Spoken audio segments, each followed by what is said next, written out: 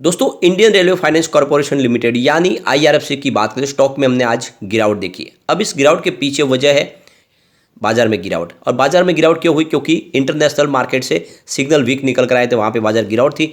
तो हमारे बाजार में भी शुरुआत गिरावट के साथ हुई और धीरे धीरे ये गिरावट बढ़ती गई। सबसे बड़ी बात यह है कि बाजार में फिलहाल एफआई बिकवाल बने हुए, पिछले कुछ ट्रेडिंग सेशन से वो लगातार बिकवाली कर रहे हैं और इसलिए अगर आप देखें तो दबाव बना हुआ है बाजार में। हमारे बड़े फंड हाउस भले ही बाजार को संभालने की कोशिश कर रहे हैं, लेकिन एफआई की तरफ से लगातार बिकवाली का जोर जारी है और इस वजह से थोड़ा सा बाजार में दबाव और आगे जारी रह सकता है। वैसे मुझे लग रहा है कि इस महीने भी आपको जनवरी में भी एफआई बिकवाल ही दिखाई देंगे और ऐसे में बाजार ऊपर जाता हुआ कम दिखाई देगा, बल्कि दबाव में दिखाई देगा। लेकिन उसके बीच में अगर आप देखें तो आईआरएफसी काफ़ी मजबूत लग रहा है और दूसरे रेलवे के स्टॉक भी काफ़ी शानदार प्रदर्शन कर सकते हैं, क्योंकि हमारा बजट आने वाला है और काफ़ी कम समय रह गया। बजट में बहुत सारी अनाउंसमेंट होने वाली है, तो यहाँ पे इन सारी बातों को हम समझने वाले हैं। और रेलवे स्टॉक को लेकर अलग अलग रिसर्च एनालिस्टों की राय निकल के आ रही है, क्या है उनमें निवेश का जरिया बनता है, क्या इस समय इन्वेस्टमेंट करना चाहिए, इन सारी बातों को समझेंगे इस वीडियो के माध्यम से।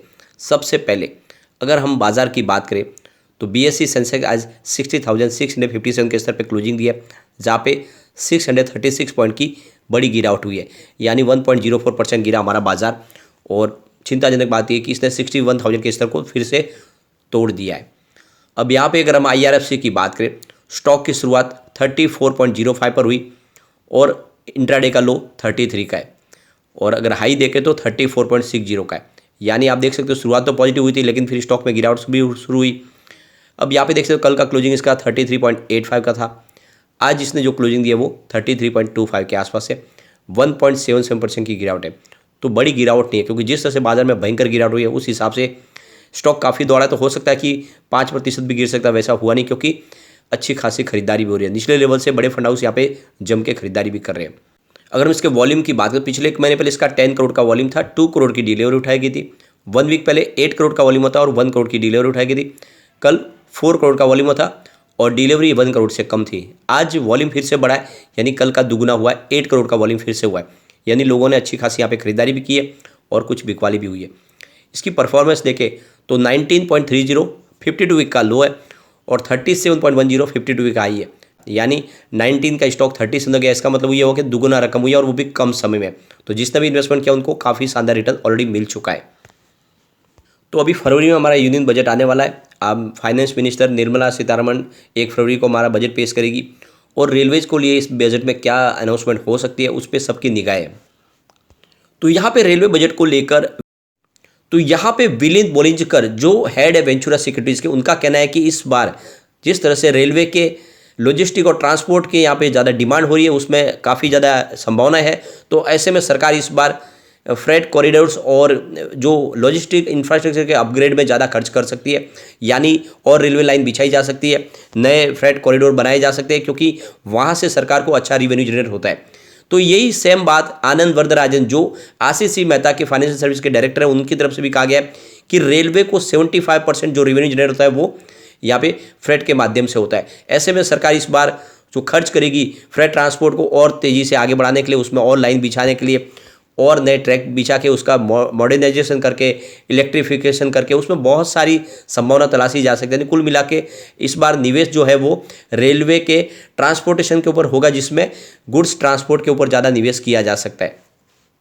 मार्केट एक्सपर्ट उनका कहना है कि गवर्नमेंट रेलवे बजट के लिए 1.6 लाख करोड़ से लेकर 2 लाख करोड़ रुपये तक खर्च कर सकती है।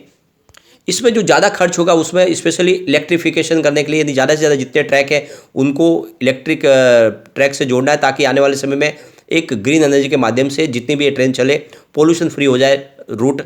इसके अलावा gauge conversion, redevelopment of station, ये सारी बातें होने वाली। तो ये आनंद वरदराजन का कहना है कि खर्च ज़्यादा करके इसमें होगा। दूसरी तरफ ओमनी साइंस के सीईओ विकास गुप्ता का कहना है कि गवर्नमेंट इस समय फोकस कर रही है कि ज़्यादा से ज़्यादा जो गुड्स के ट्रांसपोर्टेशन होता है एक जगह से दूसरी जगह, उसमें रेलवे का इस्तेमाल ज़्यादा हो। यानी नेशनल प्लान जो बनाएगा 2030 तक, जो टोटल मार्केट शेयर है फ्रेट का, उसमें 45% का हिस्सा रेलवे का होना चाहिए। ये प्लान बनाया गया रेलवे की तरफ से। इसके अलावा विलिंद बोलेंजिगर का कहना है कि वंदे भारत के लिए काफ़ी ज़्यादा खर्च किए जा सकते हैं, नए ट्रैक बिछाए जा सकते हैं और ज़्यादा करके स्टेशन को रीडेवलप में खर्चा किया जा सकता है। विकास गुप्ता का कहना है कि रेलवे कंपनियां ज़्यादा करके हाईली प्रॉफिटेबल कंपनीज है और काफ़ी ज़्यादा उनके पास कैश फ्लो भी है और रिटर्न ऑन आरओसी भी देखें तो काफ़ी अच्छा है, जो 15% से लेकर 30% के आसपास है। और इसी वजह से बजट में इनके ऊपर ज़्यादा से ज़्यादा निवेश किया जा सकता है और जो निवेश होगा वो हमें सरप्राइज भी कर सकता है। विनीत बोलनजीकर का कहना है कि इस बार नए ट्रैक कंस्ट्रक्शन करने हैं, इसके अलावा टेलीकॉम कनेक्टिविटी और दूसरे वैगन के लिए जो लगातार नए ऑर्डर आ रहे हैं उसके हिसाब से देखें तो इसकी वजह से जो रेलवे के शेयर है उनमें काफ़ी अच्छी तेज़ी देखने को मिलेगी।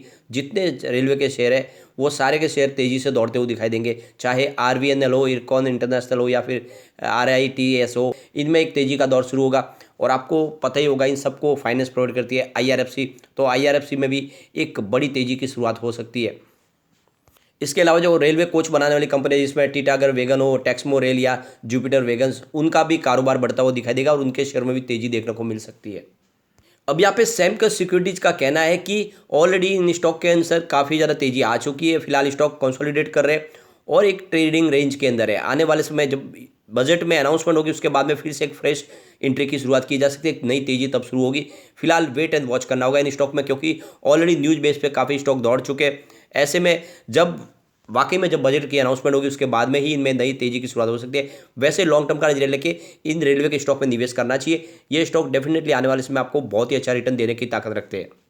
अब यहाँ पे आज देख सकते हैं कि काफ़ी बड़ी डील हुई है, जिन डील के माध्यम से खरीदारी भी हुई है और कुछ प्रॉफिट बुकिंग भी हुई है। तो आप सब देख सकते हो सुबह बाजार खुलते ही यहाँ पे 9:27 पर 34.35 की प्राइस से 3,21,000 शेयरों की खरीदारी हुई। फिर 9:27 पर ही 34.45 की प्राइस से 3,44,000 शेयरों की एक और खरीदारी हुई। फिर उसी समय 9:27 पर 34.40 की प्राइस से 3,73,000 शेयरों की एक और खरीदारी हुई। फिर 9:28 पर 34.55 की प्राइस से 3,67,000 शेयरों की एक और बड़ी खरीदारी हुई। आप देख सकते हो प्राइस जो बढ़ती हुई सीधा 55 पैसे तक बच। फिर उसके बाद में 9:31 पर यहाँ पे करीब 34.30 की प्राइस से 5,27,000 शेयरों की एक प्रॉफिट बुकिंग हुई। उसके बाद फिर से 9:35 पर 34.35 की प्राइस से 4,20,000 शेयरों की एक और बिकवाली हुई। उसके बाद 9:42 पर 34.05 की प्राइस से 4,47,000 शेयरों की खरीदारी हुई। फिर 9:42 उसी समय 34.05 की प्राइस से 4,48,000 शेयरों की एक और खरीदारी हुई। उसके बाद 10:12 पर 33.65 की प्राइस से 4 लाख शेयरों की बिकवाली हुई। तो उसके बाद 12:16 पर 33.05 की प्राइस से 4,90,000 शेयरों की एक और बिकवाली हुई। तो फिर 2:54 पर 33.35 की प्राइस से 4,38,000 शेयरों की खरीदारी हुई। तो ये तो आप देख ही सकते हो कि यहाँ पे इस लेवल पे काफ़ी अच्छी खरीदारी भी हो रही है और प्रॉफिट बुकिंग भी हो रही है, और इसीलिए स्टॉक में हमें कोई बड़ी गिरावट देखने को नहीं मिलेगी। आने वाले समय में एक सीमित दायरे में ही स्टॉक ट्रेड करता हुआ दिखाई देगा और एक तरह से ये मौका है आपको लॉन्ग टर्म में खरीदारी करने का, क्योंकि कंपनी का कारोबार काफ़ी शानदार तरीके से बढ़ रहा है। आप देख सकते हो इसका रेवेन्यू और प्रॉफिट बहुत तेज़ी से बढ़ रहा है। जहाँ पे 2018 में इनका टोटल रेवेन्यू 11,018 रुपीज़ के आसपास था, वो 2022 में बढ़ के 20,299 रुपये तक पहुँच गया, यानी दुगुना हुआ है पिछले 4-5 साल में रेवेन्यू। प्रॉफिट की बात करें तो 2018 में 2,007 करोड़ रुपीज़ के आसपास था, वो 2022 में बढ़ के 6,089 करोड़ रुपीज़ के आसपास हो गया। तो प्रॉफिट तो 3 गुना बढ़ चुका है। ऐसे में स्टॉक डेफिनेटली कमाल करेगा। इसके EPS में भी हमें ज़बरदस्त वृद्धि दिखाई दे रही है।